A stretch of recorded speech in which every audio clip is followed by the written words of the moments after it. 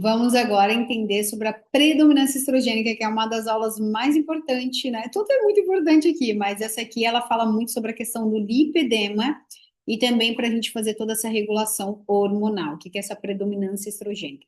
Para você entender o que é, né? Na aula passada eu expliquei que a progesterona ela acaba equilibrando o estrogênio.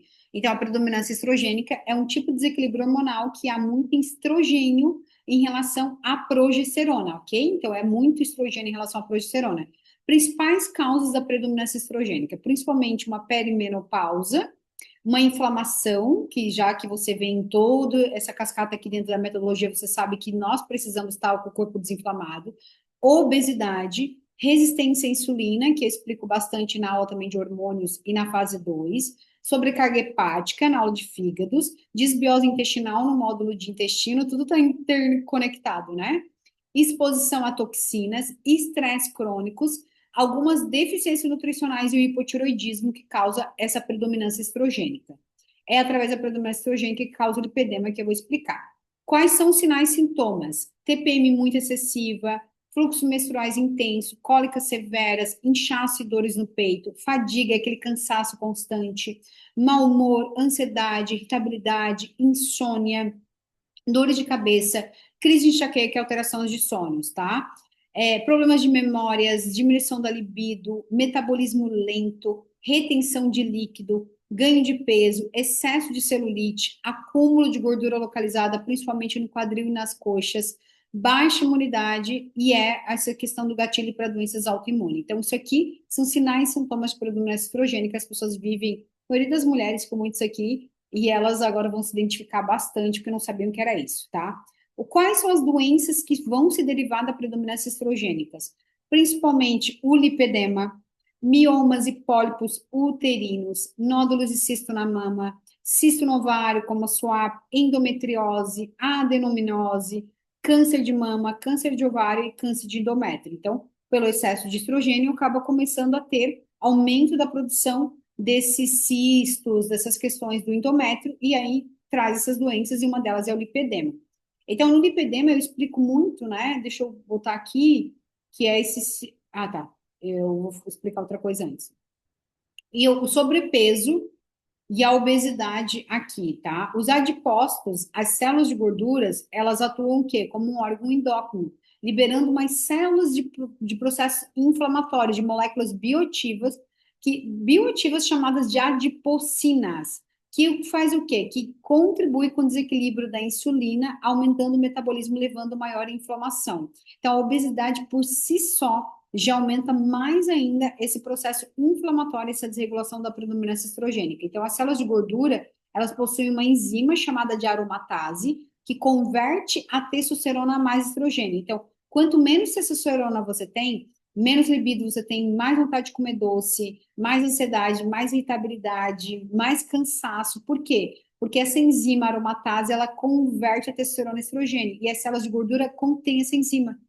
Ok? Então, quanto mais você estiver acima do peso, mais inflamada, mais você vai ter predominância estrogênica. Então, a obesidade está muito interligada a tudo isso também, por isso que contribui com mais efeitos não benéficos com o lipedema. Ok? Então, quanto mais gordura corporal tiver, mais o corpo vai aumentar o estrogênio e aí você vai diminuir muito mais a testosterona. Então, também trabalhar essa questão dessa parte da reprogramação metabólica, do emagrecimento de forma eficiente. Sobrecarga hepática e desbiose intestinal começa a acontecer pela predominância estrogênica. Então, o fígado, ele é responsável por metabolizar o estrogênio e prepará-lo para eliminar. Quando o fígado não consegue fazer esse detox, o estrogênio e os seus metabólitos podem se acumular no corpo, causando esse excesso de estrógeno. E o que isso vai acontecer? Depois de passar pelo fígado, o estrogênio vai para o intestino e deveria ser eliminado nas fezes. Então, como o seu intestino pode não estar com uma microbiota adequada e ali não está tendo uma desinflamação, uma enzima faz o estrogênio ser reabsorvido em vez de ser eliminado, causando mais predominância estrogênica. O resultado é uma predominância estrogênica causado tanto por uma questão da falha do fígado, uma falha hepática, quanto pela desbiose intestinal. Então, se você chegou até aqui, é porque você já vem fazendo bastante desinflamação e já entendeu. E é aqui que causa toda essa questão do lipedema. Então, vamos lá. O lipedema é o excesso de estrogênio, uma predominância estrogênica, que passa pelo fígado. O fígado não consegue fazer um detox. Ele joga na bile, sobrecarregando ali todo o colesterol. Esse colesterol em excesso joga no intestino. O intestino era para eliminar isso através das fezes.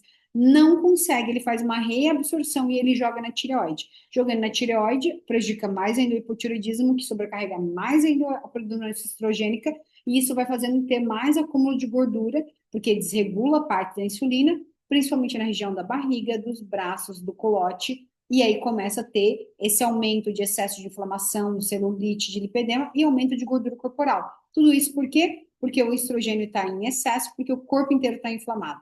Então, se você está aqui comigo no programa, principalmente o PLB, dentro da comunidade, que é o programa Lipedema Bloqueado, você já deve ter passado por toda essa cascata para desinflamar fígado, intestino e tireoide, e para você ter essa regulação do estrogênio, para você não sofrer mais disso e achar que o problema está na comida, e não, o problema era a questão da regulação hormonal. Outra coisa que leva a essa predominância estrogênica é o excesso de toxinas, ok? Maquiagem conta, perfume não coloque direto na roupa, cuidado com o que você coloca na sua pele, porque as toxinas, tudo isso aqui, ó, plásticos, aquecendo plástico, mercúrio, queima de combustível, álcool, veneno de inseto, coisas, produtos usados na lavagem ali, ó, parabenos, pesticidas, coisas que têm agrotóxico, flúor, tudo isso em excesso, sim, vai levar à predominância estrogênica. Se você está fazendo tudo certo, reduz isso aqui, porque realmente isso aqui contribui demais para quem já tem esse nível mais acentuado para ter a predominância mais estrogênica. Cortisol aumenta demais a predominância estrogênica, porque os eventos estressores, seja físico, nutricionais ou emocional, ativam o sistema central e resposta ao estresse. Então, vá lá nas aulas de rotinas, já vê como controlar o cortisol. Se você já fez a fase inflamatória, vai entender que se você não controlar o cortisol, não adianta. Primeiro que não perde gordura e primeiro que não vai regular o estrogênio. E aí a gente já vem explicando nas outras aulas o que o estrogênio só em excesso não vai conseguir você fazer essa cascata hormonal de você fazer o ciclo natural e você ter esse reequilíbrio da tua saúde, tá?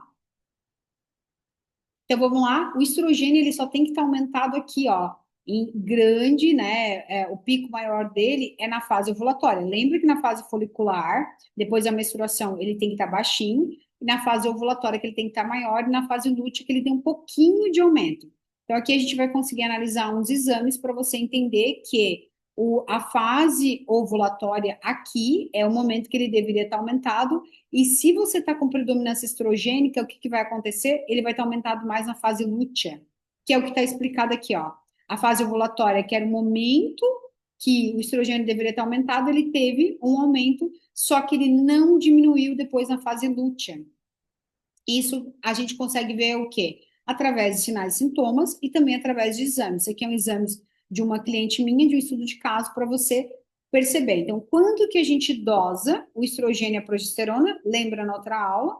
Sempre 20 a 22 dias depois do ciclo, ali, antes da menstruação. Dosar progesterona e estradiol. E a gente vai avaliar se há um desequilíbrio de predominância estrogênica.